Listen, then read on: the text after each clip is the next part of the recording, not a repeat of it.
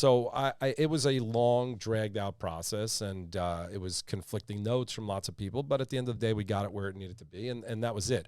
Really, it was after that my problem started, when I was doing my next show and started getting notes from everybody again as if I'd never done anything. And that's, like I said, they have their jobs to do, and they have to do it. And in my mind, they're an obstacle to what I would like to do. I think it's so funny. It would be like if I want to build a house, and you're my architect. And you give me a design of the house, and I go, love it. And then you start building the house. And in the building of this house, I go, can we move the den? Yeah.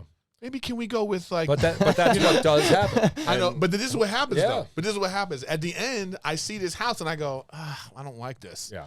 And you go, yeah, you don't like it. Yeah. Because you ruined it in the making process. If you would have just let me build the house that you said you wanted. Right. But at the same time, the people who are paying, they get to decide what they want to do. And you have to deal with that if you want to be in the business. But you're asking me if I like it? No, I don't like it. Yeah. So how did you get the idea in the first place? So Mark Wahlberg brought it to me. He, used it was about him, right? It started loosely inspired by him for sure, but Mark used to follow his friends around with a camera, and he was like, we want to do the show about that. There wasn't much more to it than that.